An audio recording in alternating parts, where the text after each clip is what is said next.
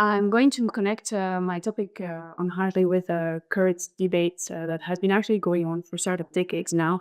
And so it's basically philosophers, historians, and economists who have started to document the effects of positive psychology, especially when it's instrumentalized by corporate um, agendas. And they documented how the positive psychology has given birth to a sort of ideology of self-help, which has very quickly turned into self-exploitation, and which goes along with the commodification of happiness for profit. And basically, at the same time, unhappiness is pathologized. So people are a little bit trapped in a sort of circle between guilt and helplessness. This is also seen as one of the effects of secularization, where religious ideals are are secularized and happiness is inwardly, which can deprive people of their need for transcendence. So some of the outcomes, there are many outcomes to this. Consequences. And this sometimes includes people trying to merge into a group and delegate their decision making and their happiness to an authority. And while this can be benefic for the individual, it can sometimes drift into identity politics and fanatic ideologies of all kinds. And another possible path for those who have sort of developed a custom resistance against ideological sales speech, there is it's possible also to go on one's own personal journey through spirituality and basically join several spiritual movements and basically change if it no longer caters to our transcendent needs. So this other kind of reaction uh, results in a sort of a voluntary belief system where people try to believe in something and then at this time it becomes a bit artificial. So they switch to another and eventually they are tired, maybe more confused than they used to be, and they may be stuck as well again in this sort of cycle where they feel like they had to take care of their happiness, but they don't know how to. So, against this backdrop, I wanted to propose to decenter the self, because the self is very demanding, or the self-help, self-management, self-improvement. It can be a lot of work, and maybe it's more destructive than productive. So today I would like to present the concept of self-annihilation in the moral psychology of David Hartley and how language plays a central role in it. Um, so self-annihilation is usually related to the pure love of God in the mystical tradition, but it has roots even before in late antiquity with Plotinus. And with Plotinus, for instance, we have this idea of the love of God, but self-annihilation um, doesn't necessarily mean the same thing as it meant for mystics. So self-annihilation can mean several things, and it can go from merging your identity with the identity of God, or losing your own identity and replacing it with that of God, or sort of other kinds of unions. And it sometimes also involves practical consequences for your own life. It can have various degrees of asceticism, of sacrifice, of resignation, and sometimes martyrdom. Um, now, why Hartley? Why David Hartley? I think he has a more relatable definition of self-annihilation for us today. For him, self-annihilation does not necessarily have to turn to like an extreme. It is presented as a practice whereby a person annihilates or just dissolves their sense of self, in order to experience better pleasures, the pleasures of moral sense. And these practices help the individual become basically indifferent to the things that concern them personally, and they transfer their pleasures and pains to more intellectual endeavors, and they orient their thoughts, their feelings, their actions towards society, towards God, towards your neighbor, sometimes towards animals and nature. But for Hartley, he tries to keep things in the framework of humanity. Um, so David Hartley was this is I just put r- um, some I don't say des repères, um, the things about his life and works very briefly. So he was from a lower class family. He was supposed to become a clergyman like his father, but he was he very much liked to study, and it's philosophy, physics, natural philosophy, basically. And he, instead of becoming a clergyman, he chose to become a physician. And he worked as a physician his entire adult life and published many anonymous and non-anonymous mailing works on smallpox, kidney stones, and he also expressed his opinions about variola vaccination and how it was a duty of people to get the vaccination despite the risks.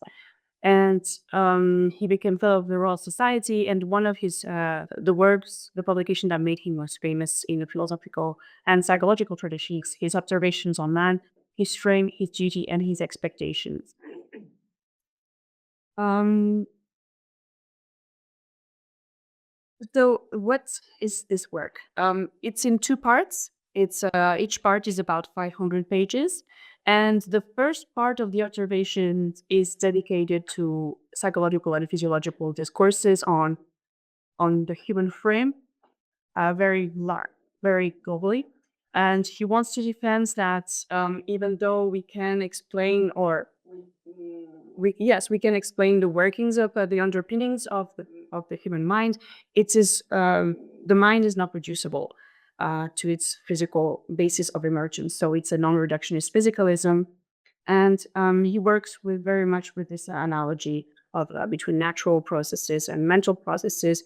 So metaphors are very important and resemblances. Um, and he has a well, I'm going to mention that again, but he has a little bit of a medieval approach to this. Like he starts with doctrines and vibrations and association, and then he said that he was to find case studies in nature that best illustrate those doctrines instead of starting with the data and then inferring the theories. The second part of the observations are mostly religious, spiritual, moral. Here he tries to defend Christian ethics, but not necessarily in a sort of mono-Christian mentality, because he also acknowledges that uh, uh, Jews also have traditions that are coherent with what he wants to portray as the rule of life. Basically, he thinks that the Holy Scriptures and Christian ethics and some other uh, cultural religious traditions are very period with what he and it identifies as the rule of life, and which would be a sort of uh, an algorithm of human development that is observable today. It was observable many centuries ago. Like he used the scriptures and history and everything he can find on the history of human nature to show those sort of Ichabod's principles of evolution. And he explains how sort of Christian ethics best caters to this human condition and how it can help people discipline themselves in order to be more happy and not less happy because of various conflicting desires. He, in a private correspondence with his sister, um, he's very straightforward with his religious interests. So, part two of the observations is central to understand Hartley's thoughts. I'm not going to dwell too much on this quote, but basically, there he tells to his sister that he has a sort of yes, a revelation. Like he discovered that he has so much pleasure into exploring the true meaning of the Bible and how it has transformed him as a person in his path. Nonetheless, Hartley has been mostly portrayed in the history of psychology as part of or the precursor of association psychology. And because Joseph Priestley in 1775 published an abridged edition in which he removed all the theory of vibration. I mean, basically everything that concerns the body and everything that concerns spirituality. So he only left the associationist doctrine of the mind, which has had a very big impact on the development of psychology as a discipline. And now Hartley is mostly known as this precursor of association psychology, even though association psychology is usually about how to predict the mind, uh, you know, passive and malleable. It's all about, well, manipulation, education, and how you can basically put people in the right track, which is not what Hartley was doing. And this secular heritage is kind of a misportraying him. Hartley is not, as we could imagine, a modern thinker. So he has no place in that sort of tradition.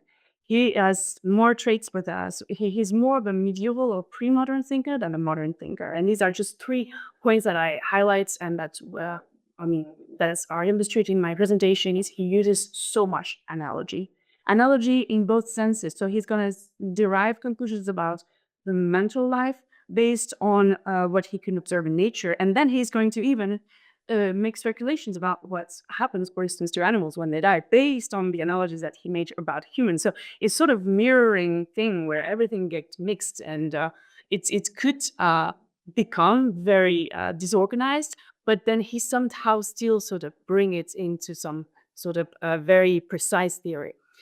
He uses deductive reasoning, as I mentioned, for this theory that he uses. He mentions those doctrines of vibration and association, even though the doctrine of vibration was nearly extinct. I mean, it was almost already being replaced by a doctrine of animal magnetism for the theory of nerves. Instead of so he uses deductive reasoning instead of inductive reasoning. And finally, in this, I think that's something that characterizes him even more, is that contemplation is central for him. He has like knowledge, knowing the world is not aiming at using it. So he's not an instrumentalist, he is merely contemplative. Now, what about his account of language? I mean, even though he's not a modern thinker, his account of language is, I think, very interesting. It's so for him, language has a vibratory basis in the brain. It works in associative ways. And this association has the sort of, we could call a compound effect or cumulative and transformative effect, whereby every time a new word is being acquired or invented, it sort of reshaped everything else.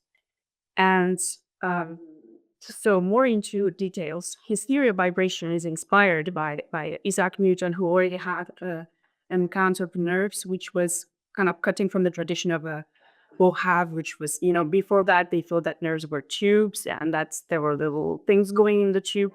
And here it's a more atomic account of nerves, where he makes he kind of makes a comparison with a Newton's pendulum, but right after that, he said that it's not really Newton's pendulum, and he's also inspired by Stephen Hale's theory of subtle influences. So Stephen Hales also had an account of nerves in animals, and he explains how electricity plays a role in that.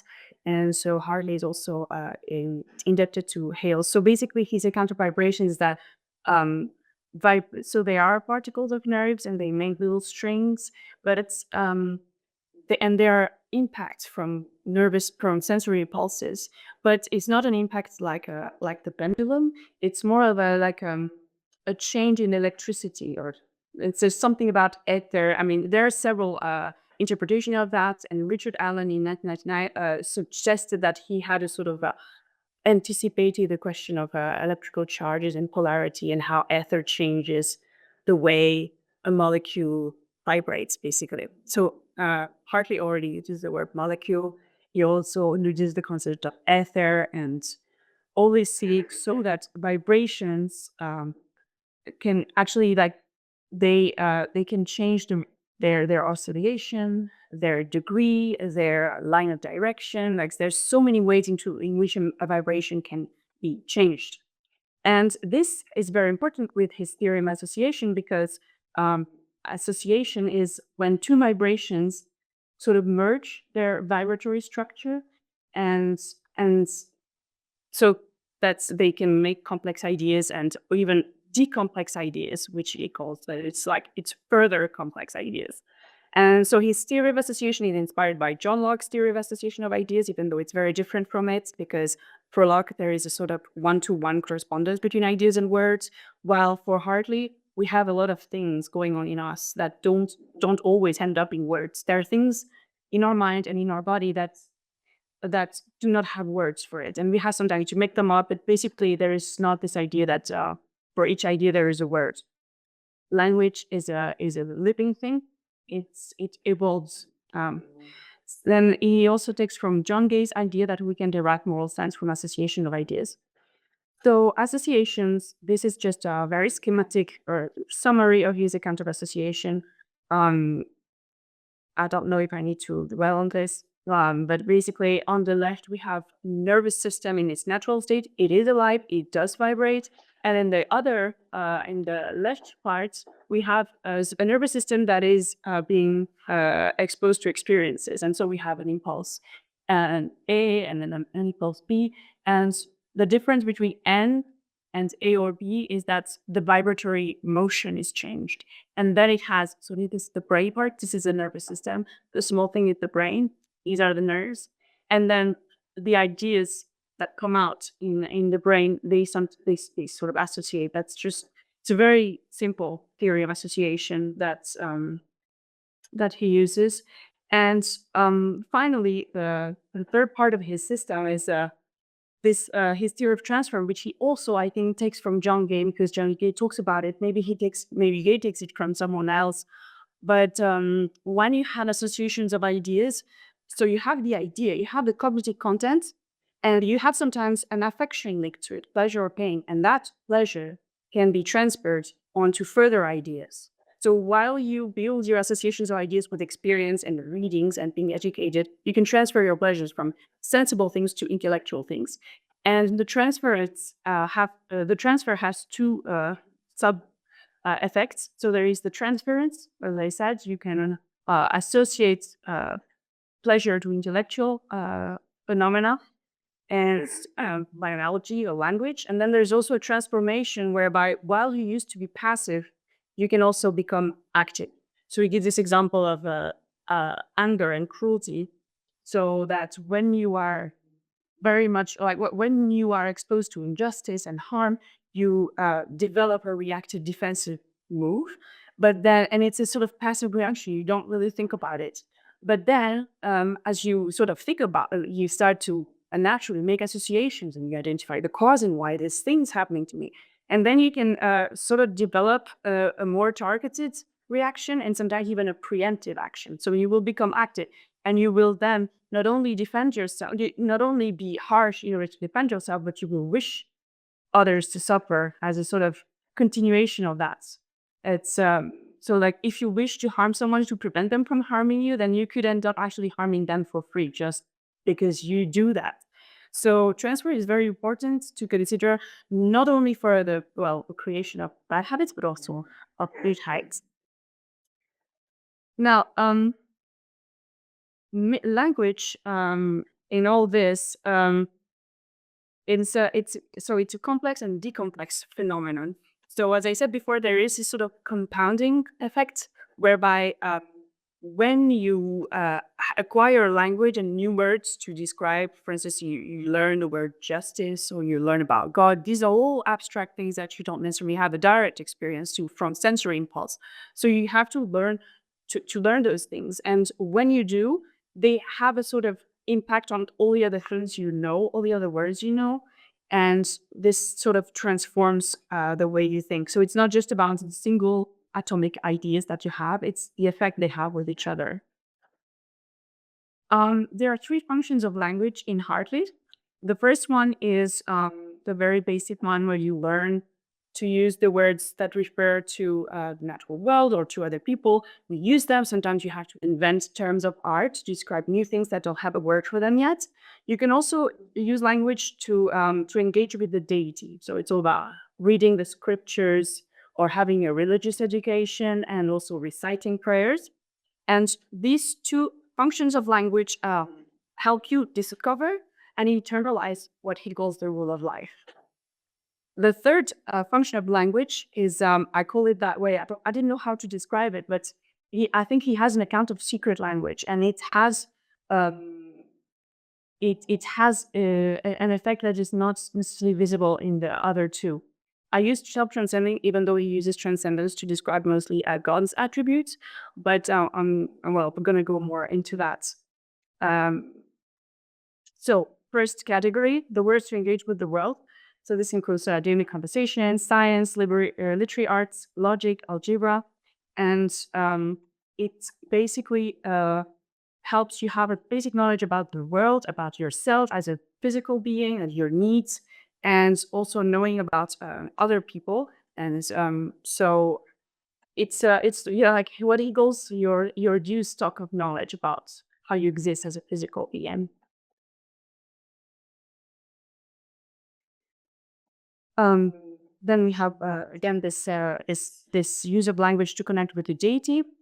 Uh, so he advises to read the Holy Scriptures, to meditate on them, and to pray either alone with family or with in the church, and also to meditate on religious topics.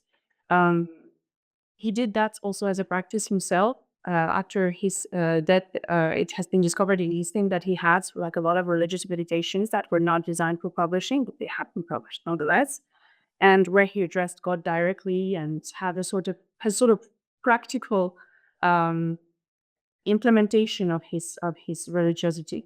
And this use of language helps to sort of get to know metaphysical entities and then transfer pleasure or pain on them.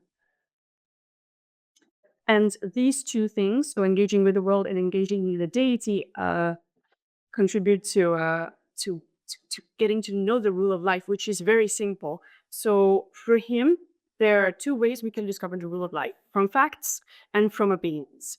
So according to facts, we can easily observe that excessive vice in all its forms is usually instantly retaliated socially.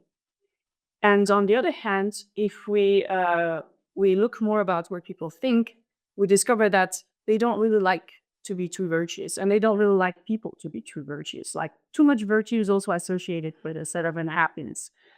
So very easily, like the sort of average is that if you want to be happy, you have to be benevolent, but also in moderation. I mean, we moderate about vice and about virtue, but all in all benevolence. Um, And then there is the secret language. So Hartley does not really dwell too much on that, but he says that when you pray, you should also practice wordless prayers, and it consists in just addressing God without a proper content. You just sort of um, you just send a sort of intention, but it doesn't really have an object. You don't have to ask.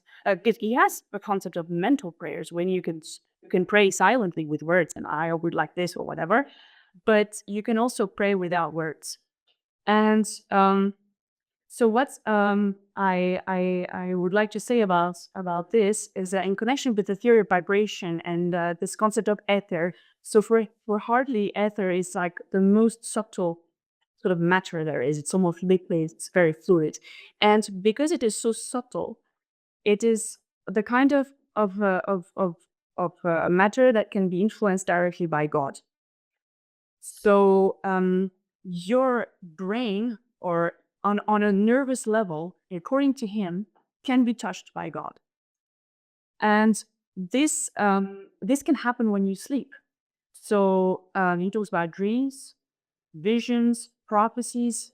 He wants to distinguish dreams from visions and prophecies, but visions and prophecies are situations where God enters in contact with you and gives you visions and also audible things.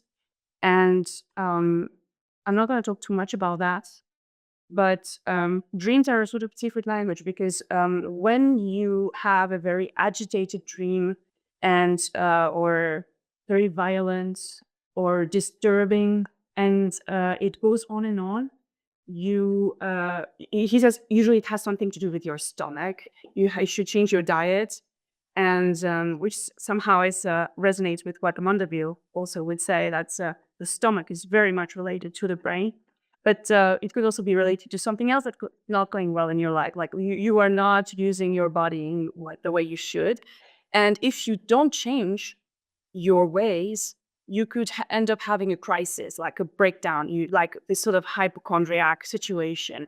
And so dreams are a message that you should do something about it. And it's so I put that in the category of secret language because people don't usually talk about their dreams, and they don't know what to say about them. And it's just sort of the body talking to the body and also being in touch with something else. And I find that very interesting. Um, he also has a well, he also, of course, invented words, and he invented the word theopathy, which is all this sort of series of passions that we can have for God: love, fear, and when you reach a sort of a level of connection with God, you can actually vibrate with God. And this is again sort of brain experience; it's real according to him. So here we have a schema of moral progress. Um, it's so it's I put the reference. It's in the first part of the observations, and I made it very schematic, but actually it's not of this idea of generating and remodeling. So when you start your life with only sensations, um, in a way, like you get to learn more about you get to learn and experience more about the other states where you can develop later in life or sometimes even simultaneously. So from sensation, you develop pleasures and pains. From the pleasures and pains of sensation, you can develop pleasures and pains of imagination. It just sort of is generated automatically. And when you have both, so when you have this, the sensation sort of generates pleasures of imagination, and the pleasures of the imagination reshape the sensation. So there is this sort of idea of a transfer of pleasure and pain.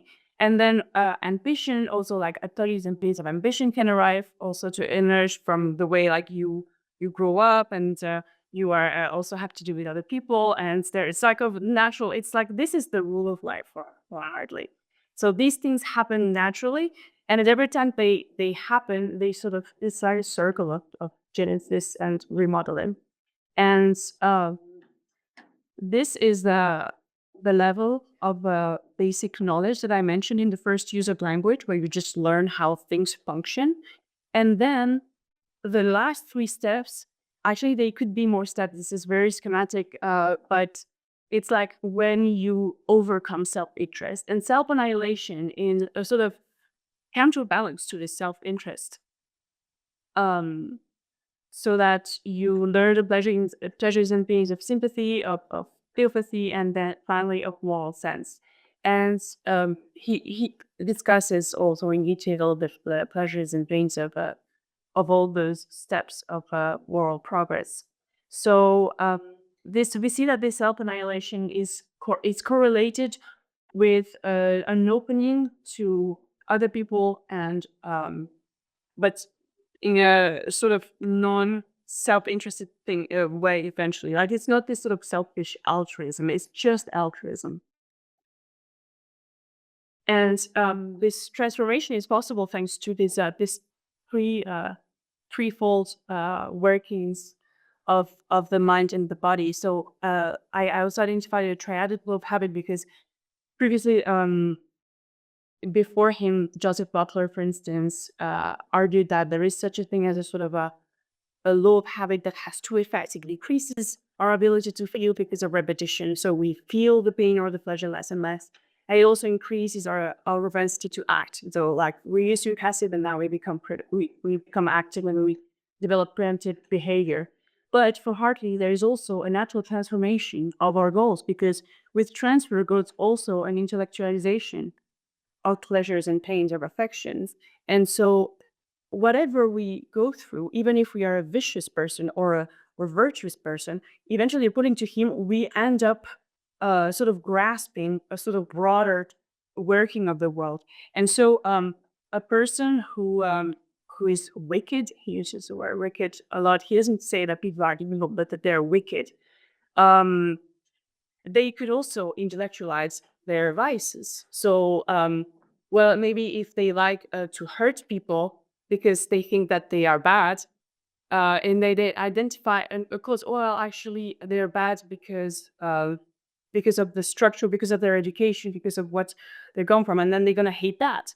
And then they'll say, well, it's probably the human nature that is wicked because human nature created all those structures that made people bad, and I hate human nature. Eventually, I hate God.